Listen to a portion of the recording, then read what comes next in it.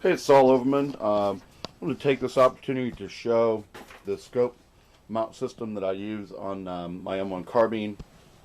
It's a pretty rare scope mounting system, one that I haven't seen anyone else use, and that, as far as I can tell, is no longer available. Give you a close-up of the scope mount. So you can see it's a Scout type scope mount that mounts the scope, a pistol type scope with a long eye relief out on the barrel. The mount is a clamshell design with two identical pieces. You can see it only utilizes the one ring. It clamps below to the barrel, below the handguard, in front of the gas block. Uses 8 Allen screws to hold it together. And I've had this mount. I bought it 20 years ago new from B Square.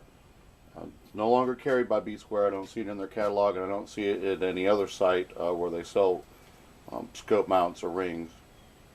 It is marked B Square. It's made out of aluminum. I've used this mounting system on several different carbines that I've had. What I've done to not have to destroy a handguard from each rifle that I might want to put it on is that I bought this steel ventilated handguard and went ahead and cut the hole in it. It has to have the hole cut where the bottom part of the mount can go through and clamp to the barrel. It's been a good mount system for me. Like I said, I've had it on several different rifles, several different types of optics. The reason I have it out today is I was replacing this red dot, 1-inch red dot Beck scope with this Simmons 1-power pistol scope. You don't get a lot of options on exactly how to position the scope. You can see the mount's very thick. The one ring is very wide through here. So you don't get much fore and aft adjustment, although I could, if I wanted to, move the scope back and put the mounts on this portion of the scope. And I have done that before. This one seems to work pretty well in this position and gives you a good quick sight picture. The sight picture you get and the utility you get from this system is really pretty good. I know they have now the option where you can replace the handguard with the, I think it's UMAC, makes a Picatinny rail type, and you can move the scope around on those using traditional rings. Gives you a little bit more of adjustability, but I think those sight systems, not only are they expensive, they tend to ruin the lines of the gun. And they make the part here that's very close to the center of it, your carry point, kind of bumpy and porcupine-like with all the ridges from the Picatinny rails, where this preserves more of the original lines of the gun. A little simpler system than that. It adds very little weight. The sight is probably 2 ounces.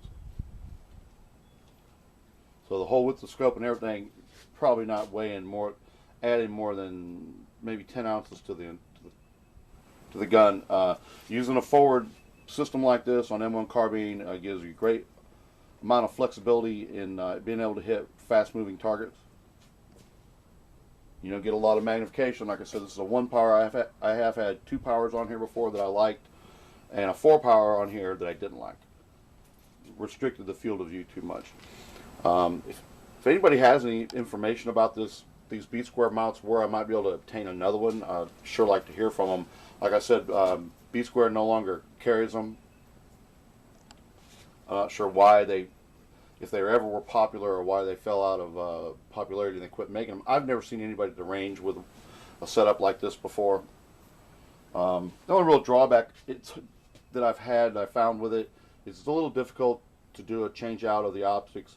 The stock has to come out, the barrel action has to come out of the stock, and then it has to be tightened up enough where you can adjust it, and this has to be adjusted for its relative straightness to the barrel, and then your scope has to be adjusted for the swing to make the crosshairs be more or less perpendicular.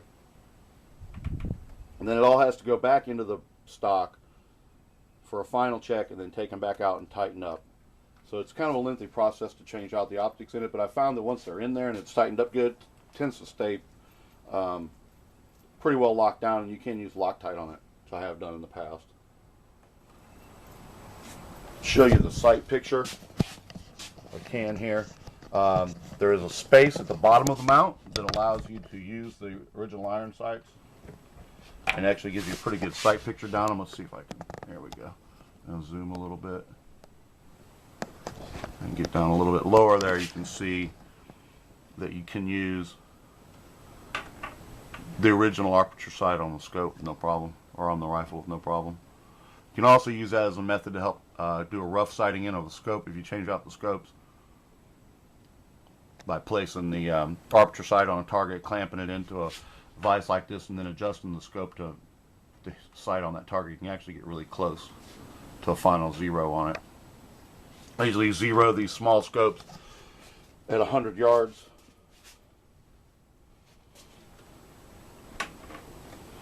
You can see, compared to mounting a scope back here over the receiver, the traditional type where you take off the rear sight and the scope mount goes there, you don't have anything that an empty will hit.